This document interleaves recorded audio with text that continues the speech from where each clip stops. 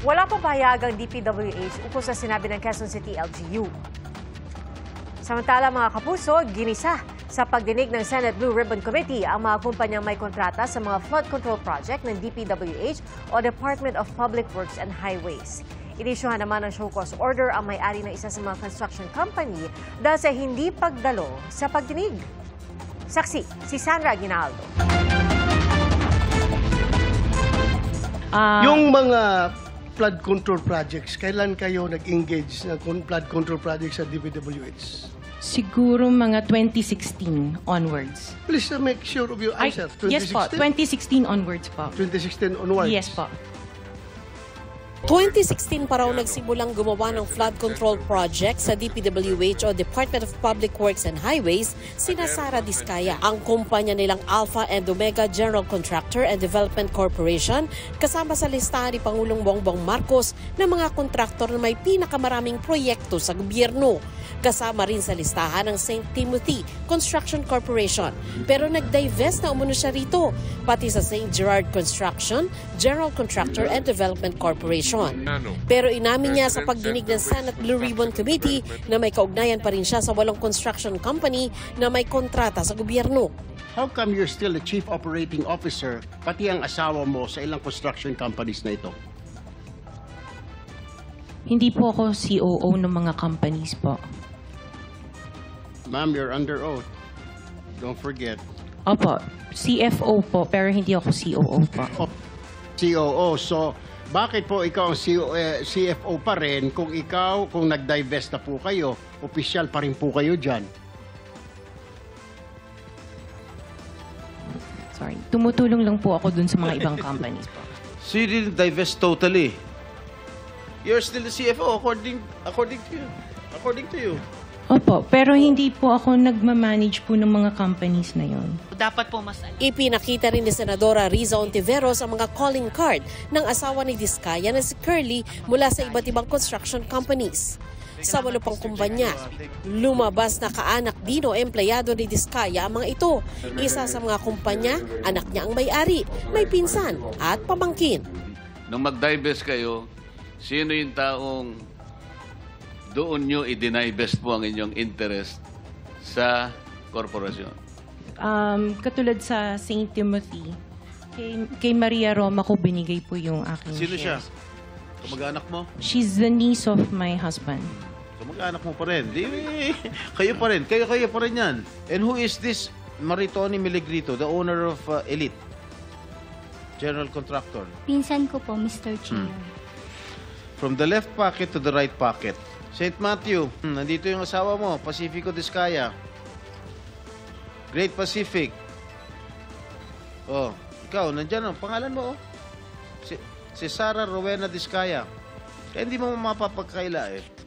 YPR General Contractor. Nandito rin ang pangalan mo. Miss Sara, alam mo, huwag ka magsisinungaling, ha? Amethyst Horizon. Sino si Amethyst Horizon? Sino si John Brian Eugenio? He's one of our employees. Oh, dami. Waymaker. Sino si Gerald William Diskaya? He's my eldest son. Nagtataka rin ng ilang senador kung paano napagsabay-sabay ng mga kumpanya ni Diskaya ang daan-daang proyekto sa gobyerno. Ang Alpha and Omega halimbawa nakakuha ng 71 projects noong 2022. Ang St. Timothy naman nasa 145 projects mula 2022 hanggang ngayong taon. Naosisa rin ang tungkol sa pagsali sa bidding ng kanilang mga kumpanya. Si Alpha and Omega and St. Gerard, hindi po sila nagsasali sa isang bidding. Pero yung ibang licenses, magkakasama sila minsan. So minsan naglalaban-laban yun, Sham? Yes po. Oh, so that is not a legitimate bidding. Dahil yung Sham na yon na naglalaban-laban sa isang award sa isang kontrata, iisa lang ang may-ari. So kahit sino doon, kahit sinong manalo doon sa bidding na yon, ikaw ang panalo. Dahil sa'yo lahat yun eh. Gate ni Diskaya, wala siyang kilala sa DPWH para makakuha ng maraming project. Hindi ako naniniwala na wala kayong contact sa DPWH. Hindi kami naniniwala. Pati siguro si minority leader, hindi naniniwala wala kayong contact. Pati si chairman, hindi naniniwala wala kayong contact. Ngayon, huwag ka tumingin ka sa akin. Di wala naman nagtatanong dyan. Sino ba tinitignan mo dyan?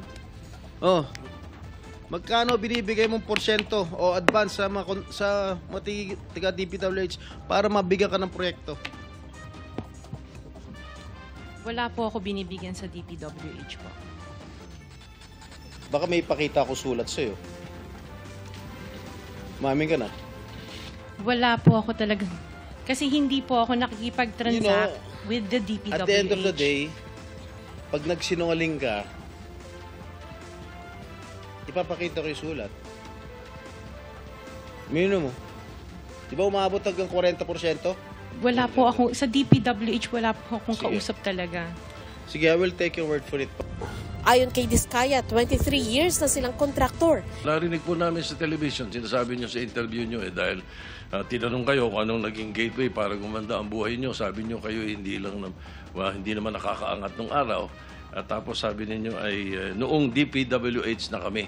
Yun po yung sagot ninyo So, at tinanong kung magkano at sabi nyo bilyon. We have been in the construction business for 23 years. So I would presume na in the 23 years, pwede naman siguro kami po kumita. They spliced the video that was taken of me and just mentioned the DPWH. So, contractor na po kami for 23 years. Pinalampas ng ilang senador ang pinakita nilang mahigit 40 magagarang sasakyan.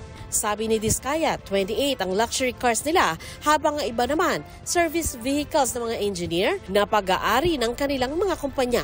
Ang balita ko, dun sa interview mo, binili mo yung isang Rolls Royce dahil nagandahan ka sa payong. Tama ba? Sir, yes po. I have 4 kids that use it all the time. You bought that from the taxpayers' money? No po. Hindi po. Huwag na tayo maglokohan dito.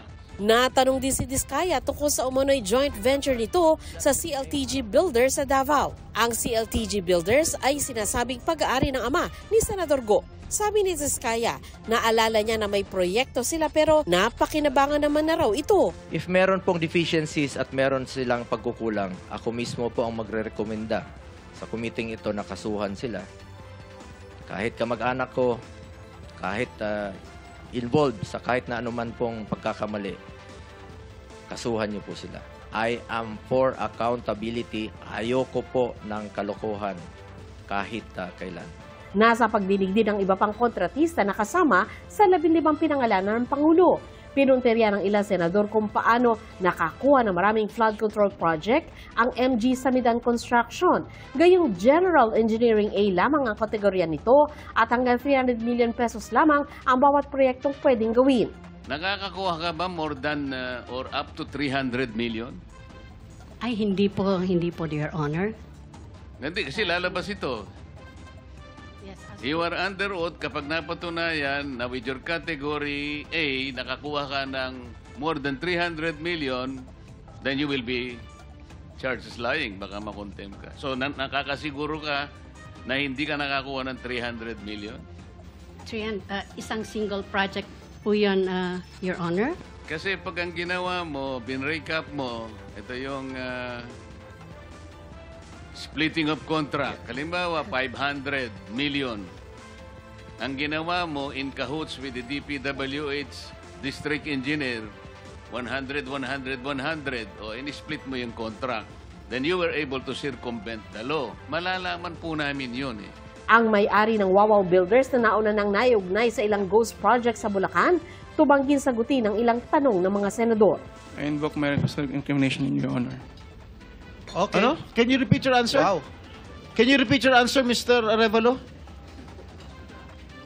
I invoke my right for self-incrimination, Your Honor. My God.